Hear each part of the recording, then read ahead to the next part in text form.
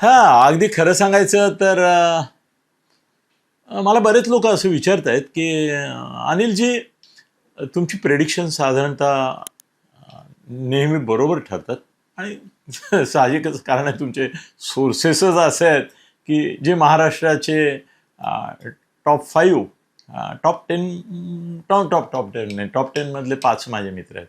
तर पण ते टॉप 5 आहेत, पहिले 5 आहेत. तर त्यांच्यामुळे मला आतल्या बातम्या कळतात आणि त्यातल्या ज्या मला परवानगी असते, अरे यार असं करावं लागतं ना, थोडं पाळावं लागतं ना, त्यांनाही of the record on the record त्यावेळेला सांगतात, त्यावेळेला बऱ्यापैकी पाळावं लागतं. त्यामुळे सगळं काय मी सांगतो असं नाही, पण काही वेळा त्यांनाही मी ओव्हररूल करतो आणि मला असं वाटतं की नाही, आलं पाहिजे कुठेतरी. कधी कधी असं असतं की त्यांना असं वाटतं की नको सांगू, पण मला असं वाटतं की नाही, हे त्यांच्या हितासाठी आवश्यक आहे, तर मी बिंदा सांगतो. आता कसं आहे, मला बरेच लोक विचारतात, हे उबाटा जर बाबा काय होणार अनिलजी, उबाटा परत फुटणार का? तर या प्रश्नाचं माझं अगदी स्पष्ट निसंदिग्ध असं उत्तर आहे, होय, उबाठा पुन्हा एकदा फुटणार. एकनाथ शिंदेंनी फोडली ते फार मोठा विद्रोह होता, ते बंड होतं, ते क्रांतीच होती. आता ही फुटणार, ही एवढी मोठी अरे बापरे अशी काय म्हणतात त्याला, व्यापक वगैरे नाही आहे, अशी मर्यादित काही लोकांपुरती आहे. पण आहे, उभार फुटते. तुम्ही विचाराल की खासदार फुटतायत, आमदार फुटतायत, कोण फुटतायत? कारण तुम्हाला दिसतंय की हे एवढे आमदार आहेत, एवढे खासदार आहेत वगैरे. तर आमदारांच्या फुटीबद्दल थोडा वेळ लागतोय. याचं कारण असं आहे की इथे कसं आहे ना, मंत्रिमंडळ आहे आणि त्यांचं म्हणणं असं की आम्ही आलो तर मग आम्ही एक ग्रुप करतो असं आहे आमच्यामध्ये, आणि मग आमच्या या ग्रुपला एक प्रतिनिधित्व राज्यमंत्री म्हणून द्या, आमच्या याला एकाला कॅबिनेट करा वगैरे, या वाटाघाटी चालू आहेत. हा म्हणजे हे खरं आहे की ते फुटणार आहेत का? हो फुटणार आहेत. पर्याप्त संख्येने फुटणार आहेत का? म्हणजे पुरेशा संख्येने फुटणार आहेत का? हो फुटणार आहेत. ॲक्च्युली असा एक पर्याय भाजपकडून सुचवला गेला होता की पर्याप्त संख्येकरता थांबू नका आता तुम्ही. आत्ता महाराष्ट्रामध्ये भारतीय जनता पक्षाची पोटनिवडणुकांना सामोरे जाण्याची तयारी पण आहे आणि पोटनिवडणुका जिंकण्याची पण तयारी.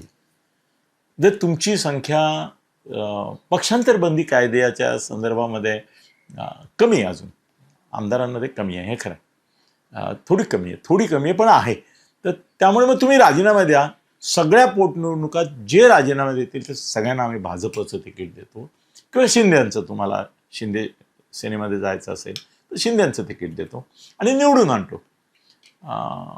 त्याच्यामध्ये थोडंसं काही आमदारांना भीती अशी वाटते की आपण इथून राजीनामा दिला आमदारकीचा आणि उद्या समजा नाही मिळालं तिकीट, आपण काय उपटणार, यांचं काय बिघडवणार, काय करू शकत नाही. आणि हे वस्ताद येत ते म्हणतील नाही, तुमच्या संदर्भामध्ये आमचा गुप्त रिपोर्ट असं सांगतो की तुम्ही निवडून नाही येणार, आम्ही तुम्हाला विधान परिषदेवर घेऊ, आम्हाला तुम्हाला काही थुका लावू शकतात. तर मग त्यापेक्षा आता आहे ते कशाला सोडा बरं. याच्यात राहून एक लक्षात ठेवा, यापूर्वी गणेश नाईक शिवसेनेतून फुटले होते. त्यांना काढलं नव्हतं, त्यांना मंत्रिपदावरून काढलं होतं, पण पक्षातून नव्हतं काढलं. त्यांनी शिवशक्ती नावाचं एक पक्ष स्थापन केलं, म्हणजे संघटना स्थापन केली होती. ते शिवशक्ती नाव पण मी दिलं होतं. मी बऱ्याच संघटनांना नावं दिलेली आहेत. त्या शिवशक्ती मी दिलेलं नाव ते बाळगत होते. नंतर मग ते राष्ट्रवादीत गेले. तर ते शिवसेनेचे आमदार म्हणूनच रिटायर झाले होते निवडणुकीच्या आधी, मग राष्ट्रवादीतर्फे उभे राहिले होते, आठवते. तर त्यामुळे आमदार राहून सुद्धा तुम्ही पक्ष व्हीप पुरतं काहीतरी फॉर्मल करायचं आणि प्रत्यक्षात सपोर्ट सरकारला द्यायचा, मग गैरहजर राहणं वगैरे बांधले. तर तोही एक मार्ग आहे. आणि ते म्हणतात की आता आम्ही एक्सपोज होत नाही कारण पुरेशी संख्या नाही. खासदारांचं तसं नाही आहे. खासदार सरळ बाहेर येऊ शकतात आणि आहे पर्याप्त संख्येमध्ये. ते पक्षांतरबंदी काय त्यांना लागू होणार नाही आणि त्यांनाच काय भाजपमध्ये जायचं नाही, ते सगळे शिंद्यांकडे जाणार आहेत. आणि ऑलरेडी सगळं झालेलं आहे. आता कसं आहे की खुद्द शिंद्यांचेच अजून खासदार आहेत, त्यांचं मंत्रिपद पेंडिंग आहेत. आणि महाराष्ट्रात पण आता अशी स्थिती आहे की 1-2-3 जागा रिकाम्या आहेत आणि तेवढ्याकरता आता परत फेररचना झाल्याशिवाय होत नाही. फेररचनेचा प्रॉब्लेम असा आहे की भारतीय जनता पक्षाला एक जाता मुद्दा आहे. भारतीय जनता पक्षाला मंत्र्यांना काढणं ठेवणं काय फारसं अवघड नाही, कारण तो एक पार्टी आहे. पण जरी माझ्या मित्रांची असली तरी मी असं म्हणतो की शिंदेचा पक्ष हा तसा पक्ष नाही. It's a group, it's a crowd, it's a mob, it's a गँग. नाही आवडणार माझ्या मित्राला असा शब्द, पण हे खरं आहे की ते सगळे एक सत्तेच्या स्वार्थापोटी एकत्र आलेले आणि सत्तेच्या मुळे फक्त एकत्र राहिलेले असा तो जमाव आहे.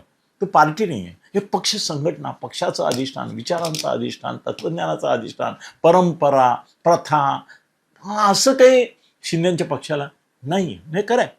आणि तेही मान्य करत नाही. तो मोकळा माणूस आहे. तेही म्हणतात की ज्या अर्थाने काँग्रेस हा पक्ष आहे, ज्या अर्थाने भारतीय जनता पक्ष आहे, ते नाही म्हणत. पण मी म्हणतो की ज्या अर्थाने काही प्रमाणामध्ये उभाठा हा पण पक्ष आहे. मी मनसेला पण तसं पक्ष नाही म्हणत. ते एका व्यक्तीची टोळी आहे असंच म्हणतो. पण ह्या सगळ्या शरद पवारांचा पक्ष पूर्वी पक्ष होता अजितदादा असेपर्यंत. आता ते 2 टोळ्या झाल्या. एक अजितदादांची होती ती आता यांच्या ताब्यात आहे. पण सुनेत्रा देवींचं नाव आता घेण्यात अर्थ नाही. हे प्रफुल्ल पटेल आणि तटकरेंची टोळी आहे. सुनेत्रा देवी नामधारी आहेत, अगदी नामधारी आहेत. आणि त्या बिचाऱ्या अशा अवस्थेत आहेत की त्यांच्याबद्दल फारसं हार्श कॉमेंट करणं जीवावर येतं. नाही करत आपण, नाही करू ना, तर ते सोडा. पण आता हा पक्ष ताब्यात आहे त्यांच्या. आणि भुजबळ ॲक्च्युली रिव्होल्टिंग मूडमध्ये आहे. धनंजय मुंडे अपॉर्च्युनिस्ट माणूस आहे. त्यामुळे ते काय म्हणतात त्याला की काय कुठे आपल्याला याच्यामध्ये आपल्याला स्थान आहे. बरं, गमत अशी की पंकजा मुंडे तिकडे आहे त्यामुळे त्यांना भाजपच जाता येणार नाही आहे. नाही तर ते राजीनामा देऊन वगैरे गेले असते बिंदास, निवडून आले असते परत. त्यांना निवडून आणलं असतं फडणवीसांनी. त्यांनी पंकजा मुंडे विरुद्ध निवडून आणलं होतं धनंजय मुंडेला. हे माहिती आहे ना आपल्याला, बोललो आहे आपण. तर तो विषय नाही. तर सांगायचं गोष्ट अशी की आत्ता उभाठामध्ये फूट होणार आहे का? तर होणार आहे. ती अधिक खासदारांमध्ये होईल असा माझा माहिती अंदाज म्हणूया चला. होऊन जाईल तेव्हा तुम्ही म्हणाल की हां अनिलजी तुम्ही बोललाच होता तेव्हाही तुम्ही म्हणाला होता ते होणार आहे. ते फुटणार आहेत.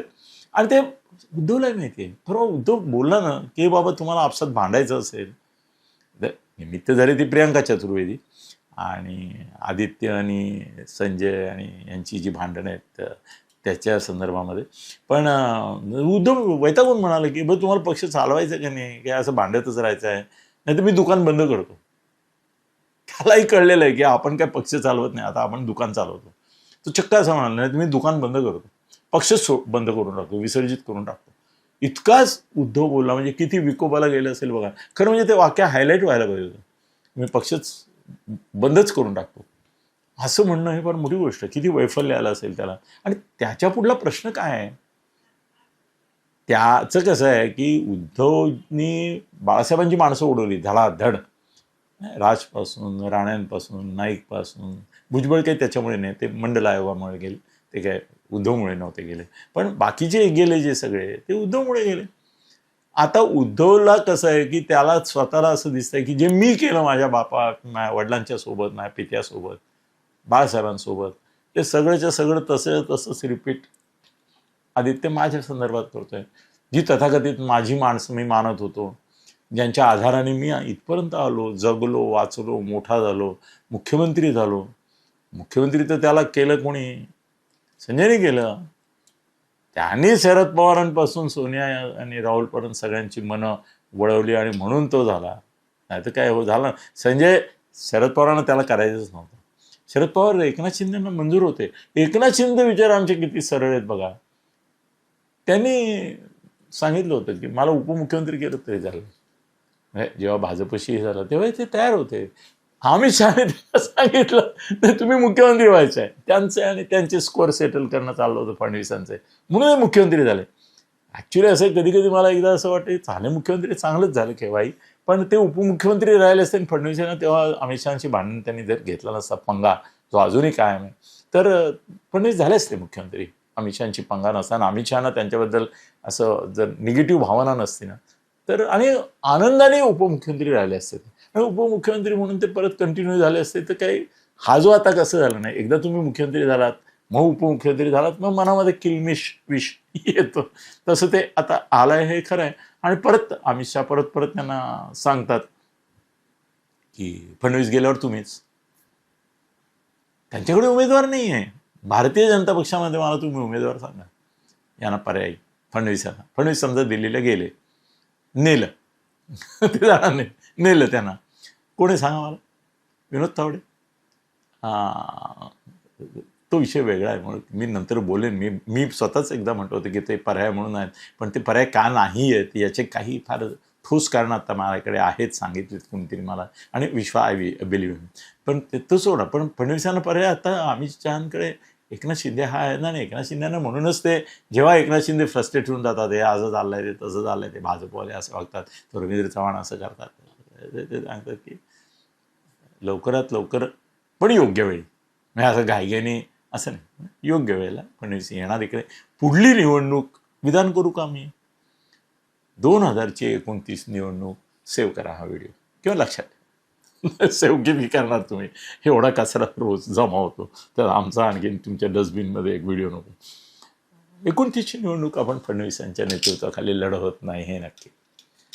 ती एकनाथ शिंदेच्या नेतृत्वाखाली लढवली जाण्याची शक्यता अधिक आहे, आणि मराठा म्हणून पण त्याचा आणखीन एक संदर्भ आहे. ते संदर्भ आता आपण नको घेऊया. पण मी सांगतोय असं की फडणवीसांना आता त्याच्यात गोची काय माहिती आहे की अमित शहांना उबाटा फुटायला हवी, उबाटाचे खासदार हवे आहेत, पण ते उबाटाचे खासदार शिंदे गटात जाणार आहेत, ते भाजपत नाही येणार आहेत. आणि काय खरं मलाही संकोच होतो कधी कधी, असं वाटतं की एक जास्त माहिती आपल्याला ती आपण रिव्हील करून आपल्या मित्रांना तर नाही ना संकटात आणत. हे दोघेही आपलंही गुडविल आहे यांच्याबद्दल, फडणवीसांच्याबद्दलही माझ्या मनात स्नेह आहे, बंधुभाव आहे एकनाथजींच्याबद्दल. पण एकनाथजींना श्रेय मिळून उबाटा फुटून त्यांचे खासदार इकडे शिंद्यांकडे येणं हे फारसं फडणवीसांना रुचत नाही आहे. ॲक्च्युली असं आहे की फडणवीसांचा थोडा इनडायरेक्ट रेझिस्टन्स म्हणजे विरोध आणि उद्धवला सपोर्ट आहे, आणि थोडंसं एकनाथ शिंदेविरुद्धचं एक अप्रत्यक्ष प्रेशर ग्रुप म्हणूया आपण, फार त्याला महत्त्व नको देऊया. म्हणून फडणवीसांना उद्धव जगायला, टिकायला, सर्व्हाइव्ह व्हायला या सगळ्या क्रायसिसमधून हवेत. आज एकनाथ शिंदेविरुद्ध अजितदादा हे एक होतं पूर्वी साधन त्यांच्याकडे, शस्त्र म्हणत नाही मी, अस्त्र म्हणत नाही, पण थोडं शस्त्र नाही तरी एक साधन. आज एकमेव एकनाथ शिंदेविरुद्ध उरलाय ते म्हणजे उद्धव ठाकरे फडणवीसांकडे. आणि राजकारणात असं चालतं. त्या राजकारणामध्ये कोण, आता तुम्ही विचार करा की पंकजा मुंडे पक्षाची उमेदवार होती तरी तिचा पराभव केला, कुणी केला? फडणवीसांनी केला. का केला? धनंजय मुंडेला निवडून आणला ना त्याने. धनंजय मुंडे होता कुठल्या पक्षामध्ये? राष्ट्रवादीमध्ये. आणला निवडून कोणी? फडणवीसांनी. हे उघड आहे ना. तावडेंना देशोधडीला कोणी लावलं? खडसेला तडीपार कोणी केलं? पंकजाचे हाल एवढी वर्ष कोणी केले? ते केले, पण तो राजकारणाचा भाग आहे. त्याच्याबाबत थोडं आपणही समजूतदारपणे पाहिलं पाहिजे की ठीक आहे ना, शेवटी फडणवीस राजकारणात ते राजकारण करणार ना. पक्षाबाहेर एवढे यशस्वीपणे करतात, तर ती बुद्धिमत्ता, ते चातुर्य, ती चाणक्यगिरी ते पक्षातही वापरणार.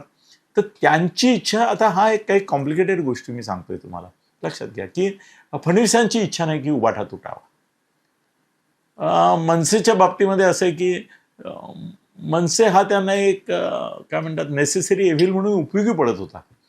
मनसेशी संबंध चांगले ठेवण्यामुळे एक तर ते फडणवीसांच्या विरुद्ध राज ठाकरे वाटेल ते बोलत नव्हते. राज ठाकरे यांचं कसं आहे की थोडं तुम्ही त्यांच्याशी वैयक्तिक संबंध ठेवले, जाऊन चहा ब्या प्यायलात, पोहे खाल्ले त्यांच्याच घरी जाऊन, आणि थोडंसं त्यांना फ्लॅटर केलं, त्यांची स्तुती केली, त्यांना वा वा वा वा वा वा केलं, तर ते खुश असतात.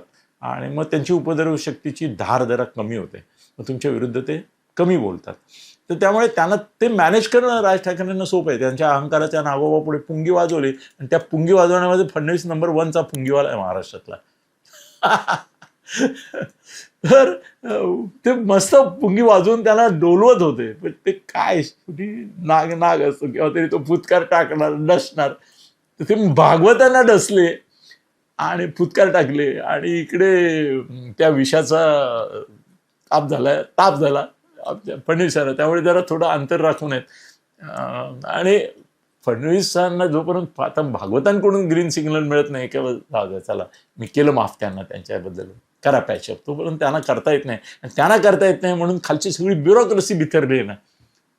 राज ठाकरेंना कसं पूर्वी सांगायचे मी हे सरकारकडून करून घेईन ते घेईन, आता ते म्हणतात माझ्या सर्व्हेचे रिपोर्ट मी सरकारला देईन, पण सरकार कशाला दखल घेईल? सरकार म्हणलेलं आमच्याकडे यंत्रणा येत नाही, हे तुम्ही जे रिपोर्टमध्ये देताय सगळं आमच्या पक्षाचे लोक करतायत, आम्हाला फीडबॅक मिळतो, आम्हाला तुमच्या फीडबॅकची गरज नाही, असं फडणवीस म्हणतील किंवा म्हणणार नाहीत, पण लक्षात तुमच्याही येईल ना यार, फडणवीस कशाला यांचा फीडबॅक कशाला घेतील? तोही सामान्य माणसं आहे का? त्यांच्याकडे IAS IPS लोक फीडबॅक देतात.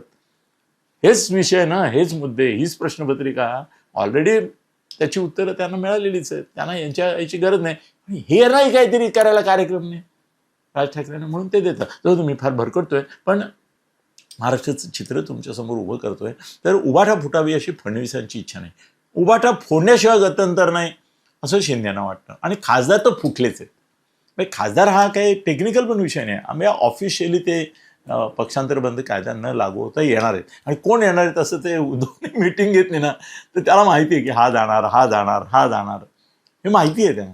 आता त्याच्यामध्ये अजिबात अनपेक्षित असलेला पण जो माणूस आता त्यांच्यापासून दुरावला तो म्हणजे संजय राऊत.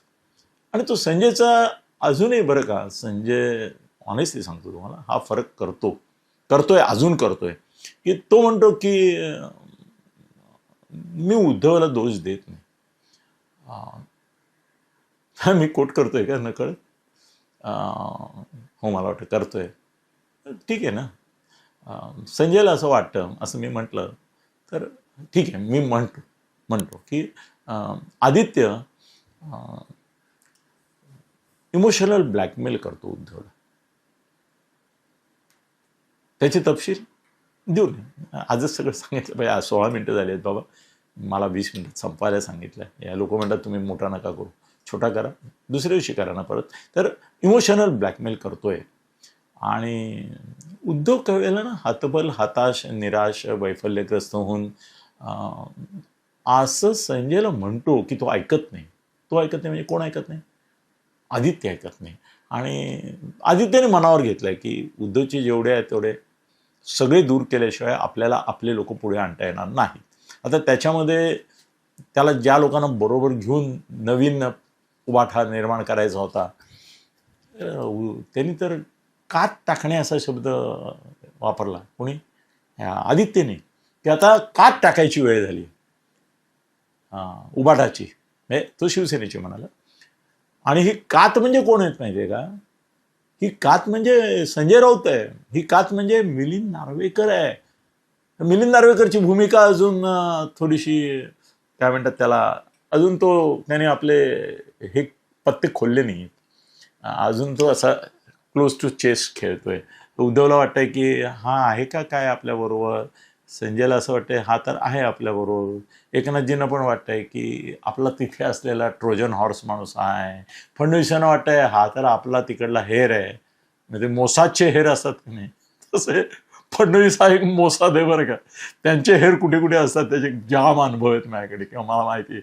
तर हा मोसादचा, फडणवीस नावाच्या मोसादचा, कारण त्याचे फारच क्लोज स्नेहसंबंध, हितसंबंध फडणवीसांशी आहेत.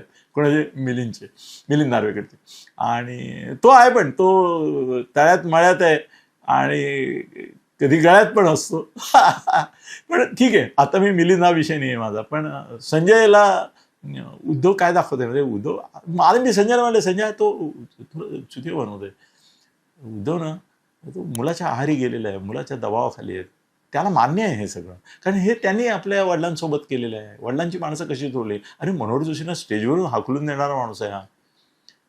मनोहर जोशी यांचा मृत्यू संशयास्पद होता असं मी म्हटलं तर तुम्ही म्हणाल काय अनिलजी काय म्हणताय, पण मानसिक दबावामुळे ते गेले. खरं आहे, त्याची वेगळी स्टोरी आहे. मी जर कधी बोललो ना तर मनोहर जोशींचा मुलगा आहे उन्मेष, त्याने माझ्या साक्षीला आलं पाहिजे की मनोहर जोशींचा मृत्यू हा कसा मानसिक दबावामुळे झाला. जाऊ दे, तो विषय रे. पण ती सगळी पिढीच त्याने बरबाद करून टाकली उद्धवने. त्यामुळे त्याचा मुलगा तेच करतोय. मी संजयला सांगितलं संजय हा ढोंगीपणा करतोय, हा मुखोटा घेऊन वावरतो तुझ्याशी. तो असं दाखवतो माझा आदित्य पुढे चालत नाही. काय चालत नाही? एकीकडे तू प्रियांका चतुर्वेदीची शरद पवारांचं नाव घोषित संजयने केलं तर काय बिघडलं? ती म्हणते त्याला काय अधिकार आहे. आणि तू म्हणतोस की शेवटी पक्ष प्रमुख म्हणून निर्णय मी घेणार आहे, त्याने अनाऊन्स केलं तर काय बिघडलं? म्हणजे इथे तू डबल गेम केला उद्धवने. त्याने प्रियांकाला पण असं सांगितलं की तो कोणी नाही आहे, मी आहे, मी प्रदेशाध्यक्ष आहे, मी निर्णय घेणार आहे. तो काय बोलला, त्याला काय फरक पडतो, मी नाही किंमत देत किंवा पक्षाने किंमत द्यायची गरज आहे, तू पण द्यायची गरज आहे, असं दाखवून तो आदित्यला पण खुश करतो आणि तुला असं दाखवतो की तुझा निर्णय मी मान्य केला. तो डबल गेम करतोय. माझा अजूनही संजयला सांगणं आहे, संजय, उद्धव तुझ्याशी डबल गेम करतोय. तो बोलतो ना तुला कधी की आदित्य पुढे माझं चालत नाही, किंवा आता पुढे आदित्य संघटना चालवणार आहे, त्याला त्याच्या पक्षीनुसार काय मर्जीनुसार पक्ष ची बांधणी करायची, उभारणी करायची आहे, तो भवितव्य आहे पक्षाचं, आता माझं काय राहिलं आहे, असं बोलतो हा उद्धव, मला माहिती आहे ना. तर संजयचं कसं माहिती आहे, बाळासाहेबांचा मुलगा म्हणून संजय अजूनही अटॅचमेंट आहे. संजयला आत्ता मी तुम्हाला सांगतो, आणि मी सांगतो म्हणजे मी सांगतो, एकनाथ शिंदेशी माझं बोलणं झालेलं आहे. एकनाथ शिंदेची अनुकूलता आहे. बाकी काय म्हणतात, कोण काय म्हणतात, आक्षेप घेतात, पूर्वी काय बोलला, काय सगळं सोडा. एकनाथ शिंदेना संजय येत असेल तर he will welcome. Fadnavis welcome नाही करणार, फडणवीस वेलकम नाही करणार. पण उभाठाला तो सोडून जर सैन्यांकडे जात असेल तर फडणवीसांचं नो एनओसी आहे आपल्याकडे, एनओसी त्यांची पण आहे संजयला तिकडे जायला. शरद पवारांचं म्हणणं वेगळं आहे. ते म्हणतात तू ते शिवसेनेच्या जमल्यातूनच बाहेर पड, कारण तिथे गेलास तरी तू एवढ्या लोकांशी दुश्मनी घेतली आहे. एकनाथ शिंदेच्या मुलापासून सगळ्यांवर तू आरोप केले, त्यांची खुन्नस राहणार तुझ्यावर. ते पहिले तुला प्रवक्ताच होऊ देणार नाहीत, आणि तुलाही प्रवक्ता म्हणून एकदम रिव्हर्समध्ये जाणं अवघड आहे. त्यापेक्षा तू लाईन बोलण्याची, विचारांची, मतभेदांची, शत्रुत्वाची ही कायम ठेवून प्रभावी नेता, आणि तोही कदाचित स्टेटने नॅशनल होऊ शकतोस. तो राहुल बरोबर होऊ शकतो. राहुल फॅमिलीशी तुझे संबंध आहेत. मी सोनिया फॅमिली म्हणत नाही, माझ्या दृष्टीने सोनिया मी आता काउंटच करत नाही. राहुलची फॅमिली म्हणजे राहुलचा परिवार, आणि तो पक्षाचा प्रियांका पण आहे, पण पक्षाचा परिवार आहे. त्याच्यामध्ये याला संजयला खूपच महत्त्वाचं स्थान आहे. हे आता असं सांगितलं लोकांनी, तू जास्तच सांगतोस आहे, पण मी तुम्हाला सांगू का की संजय राऊत फोन लावून मोदींशी बोलून शकतो. हे किती लोकांचा विश्वास बसेल मला माहिती आहे, म्हणून मी सांगतो. राहुलशी तू फोन करून डायरेक्ट बोलतो. हे तुमच्या महाराष्ट्रातल्या लोकांना PA सांगावं लागतं की साहेबांशी बोलायचं आहे म्हणून, राहुलजींशी बोलायचं म्हणून. राहुलशी डायरेक्ट बोलतो तो, आणि राहुलला जवळ आहे तो.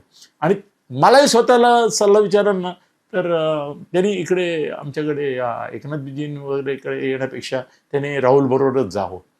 त्याला एक तर विरोधी भूमिका आहे ना, ती त्याला चांगली जमते. तो समर्थन नाही करू शकत, तो हे नाही होऊ शकत, नवनाथ बंद नाही होऊ शकणार भाजपत गेला तर, किंवा इकडे ह्यांचं पण शिरसाट वगैरे कॅटेगरीमध्ये नाही, अबाव ऑल तो राहुलचा प्रवक्ता होऊ शकेल. आज राहुलकडे शार्प प्रवक्ते आहेत काही, तसं तो होऊ शकतो. आज प्रियांका चतुर्वेदी पण त्याच्याबरोबर तिकडे येईल, हा धोका आहे. कारण तिला आता भाजप बंद आहे हे मला माहिती आहे. शिंदे पण नाही घेणार, मी सांगतो नाही घेणार म्हणजे नाही घेणार ते. आणि त्यांना संजय महत्त्वाचा आहे, त्यांना प्रियांका चतुर्वेदी नाही. त्यामुळे काय सांगता येत नाही. ती भाजपमधले तिची आता नो एंट्री आहे, मी सांगितलं ना, हे शॉर्ट आहे माझा. पण राहुलकडे जाऊ शकते ती, कारण ती जुनी काँग्रेसवालीच आहे मुळामध्ये, त्या जाऊ शकते. त्याला तिकडे जाऊन नडेल याला नाही. पण आता राहुल याला प्रेफरन्स देईल, त्यांनी सांगितलं तिला घेऊ नको तर घेणार पण नाही. आणि कसं आहे ना, संजयला पुढली खासदारकी ही देणार नाही आदित्य, लिहून घ्या. मग तो कसा होणार, तो इतरांच्या मदतीने होणार. तो एकतर काँग्रेसचा राज्यसभेचा सदस्य होईल असा माझा अंदाज आहे, आणि पाठिंबा घेईल तो, त्याला मिळेल पाठिंबा. तर ऐन वेळेला काय होईल तो वेगळा. पण आणखीन एक माझ्याकडे बातमी आहे. तुम्ही म्हणाल अनिलजी ही कन्फर्म आहे का अनकन्फर्म आहे, तर कन्फर्म आहे. आणि त्याचे तपशील देणार आहे का मी आज नाही देते. पण एक मी असं ओझरता उल्लेख केला की अजून एक माणूस टार्गेट आहे. पण तुम्ही माझे शॉर्ट बघता ना, माझे रील्स शॉर्ट्स फेसबुकवर आणि यूट्यूबवर असतात. ह्याला तर मिलियन्समध्ये जात आहेत आपल्या इन्स्टाला. ते पण बघा तुम्ही, 8-10 असतात, तुफान असतात. काय शॉर्ट्स आणि हे ते सगळे हे बघा तुम्ही. तर आता आणखीन एक माणूस ब्लॅकलिस्ट केला आहे, कोणी, आदित्यने. आता पुढल्या संघर्षाची तपशील कदाचित देताना मला तोपर्यंत जर आणखीन माहिती मिळाली नेमकं काय आणि कसं चाललंय तर मी सांगेन तुम्हाला. आज फक्त जाता जाता तुम्हाला नाव सांगतो की संजय राऊत आणि मिलिंद नार्वेकर आहे. तर मिलिंद नार्वेकर टार्गेटवर आहे बरं का. म्हणजे मिलिंद नार्वेकर जरी अलिप्त दाखवत असला तरी याच्या ब्लॅकलिस्टमध्ये आहे तो आदित्यच्या. आदित्य त्याची ही सस्य होलपट करण्याच्या मागे आहे. त्याने ऑलरेडी उद्धवपासून त्याला तोडलाय, कुटुंबापासून ठाकरे तोडलाय. पण आता नवीन टार्गेट आदित्यचं आहे ते आश्चर्यकारक आहे. ते आहे अनिल परब. देईन तपशील तुम्हाला मी. अनिल परब बरोबर मला आणखीन एका खासदारांचं कौतुक करायचं आणि अजून मी त्यांना अँटी आदित्य गोटात टाकत नाही, पण हरकत नाही, टाकायला हरकत नाही. त्यांनी ना काल एका प्रेस कॉन्फरन्समध्ये उद्धव ठाकरेंना एक्सपोज केलं. आदित्यला तर केलंच, पण उद्धव ठाकरेंना पण एक्सपोज केलं आणि त्यांना कळत नाही काय हे असा प्रश्न जवळजवळ उपस्थित केला. आणि त्यांनी मुख्य म्हणजे प्रियंका चतुर्वेदीला चांगलं टार्गेट केलं.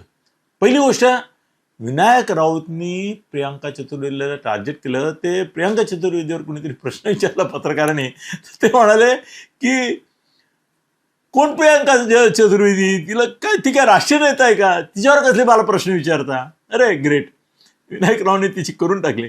आणि त्याने त्यांचं पुढलं एक वाक्य चांगलं आहे. ते म्हणाले की पक्षात आज आली आणि दुसऱ्या दिवशी राज्यसभा झाली, ती भाग्यवान आहे.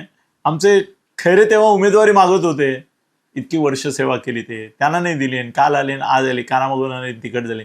हा सुद्धा प्रियंका चतुर्वेदीचा फार मोठा इन्सल्ट आहे आणि तो यांनी केला अरविंद सावंतांनी. ही साधी गोष्ट नाही, सूचक आहे बरं का. आता मी एवढंच बोलतो सूचक. आणि तिच्यावर कसले प्रश्न विचारता वगैरे वगैरे. आणि दुसरी गोष्ट अशी की या मिटिंगमध्ये प्रियंका एवढी टू टू टू टू करून बोलली, आदित्य इनडायरेक्टली बोलला, उद्धव असं तटस्थ अलिप्त असल्यासारखं हे केलं वगैरे वगैरे. पण अरविंद सावंत संजय राऊत विरुद्ध बोलले नाही, प्रियंका चतुर्वेदी बोलले. हे सूचक आहे. एवढेच आत्ता बोलवतो आणि हा विषय संपवतो. तपशील तुम्हाला फक्त माझ्याकडून मिळणार. धन्यवाद.